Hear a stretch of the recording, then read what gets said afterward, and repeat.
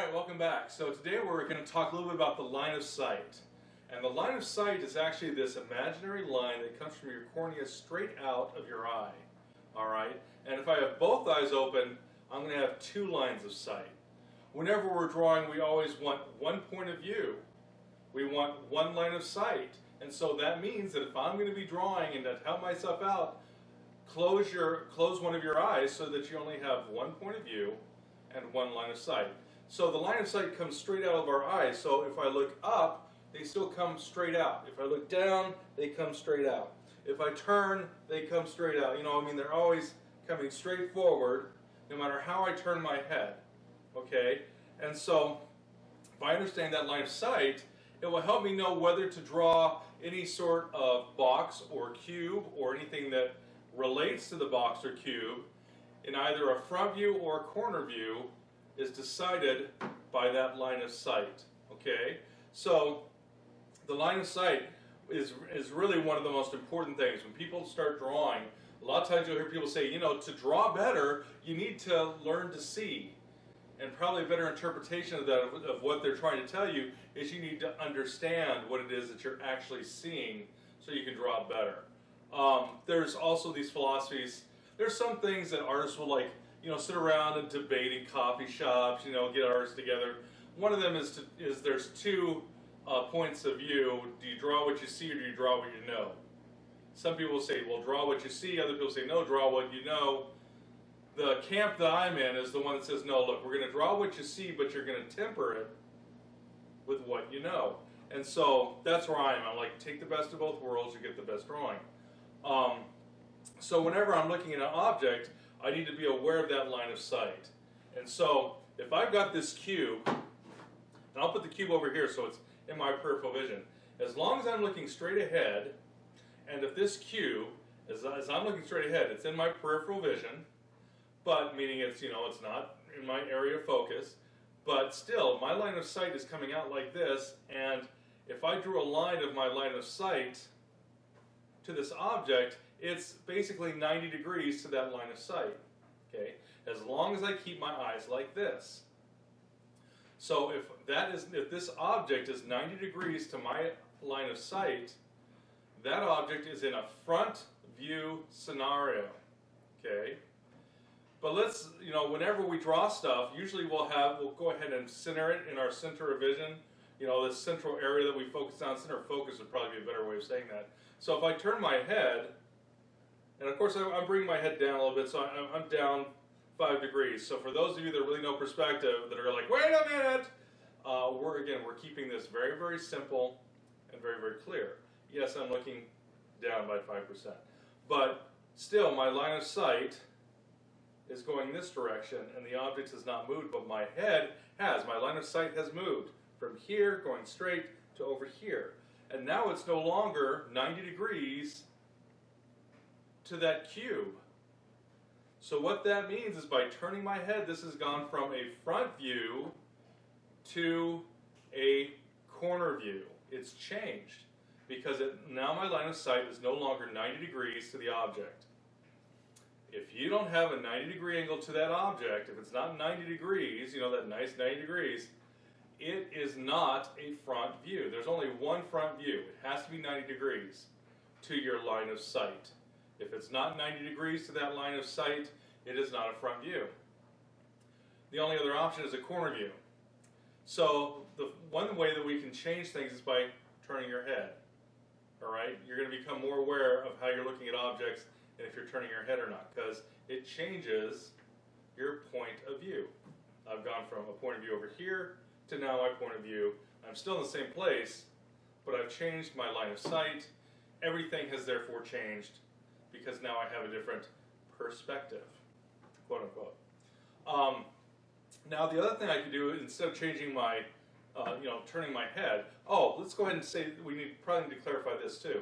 As long as it's 90 degrees, so it doesn't matter if it's over here, if it's still 90 degrees, that's fine, still front view. If it's over here at 90 degrees that line of sight, as long as I'm looking forward, that's a front view. Wouldn't matter if it was in a little, so if it's on a conveyor belt going right to left and it stays 90 degrees, doesn't matter where it stops, As long as that's 90 degrees, and as long as I'm looking straight forward, that's a front view cube in this case. If it was a box, it'd be a front view box. If it was in a little elevator going straight up and straight down and it was still 90 degrees to my point of, not my point of view, my line of sight, as long as it's 90 degrees, doesn't matter how tall it is, doesn't matter how low it is, it's still a front view. But, again, I could turn my head, again, if I turn my head, well, I'll keep this 90 degrees, or not where it was before. When I said 90 degrees, it's not 90 degrees to my line of sight, but it's 90 degrees to the table. But if I turn my head, again, it's a corner view, and it doesn't matter if it goes up or down, as long as I'm looking here. It doesn't matter if it goes right to left, you know, as long as that angle stays the same, in which case this was not 90 degrees, maybe it was, you know, oh, I don't know, you know, a 110 versus a 70 degree angle or something. So I guess that would be the 70 degrees. But anyways, as long as that's the case, it doesn't matter if I move it right or left. As long as I'm still looking the same direction, doesn't matter if it's right or left or up or down. It's the same thing. It's that same 70 degree angle. As long as, you know, this doesn't rotate.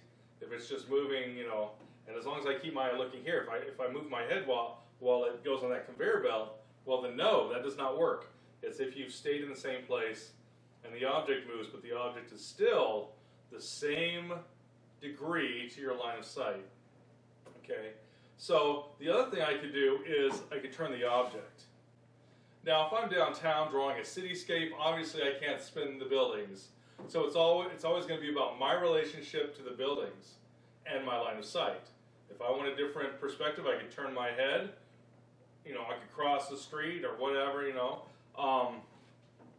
You know, but mostly it's going to be, you know, turning your head is going to be how you're going to change things when you're in a street.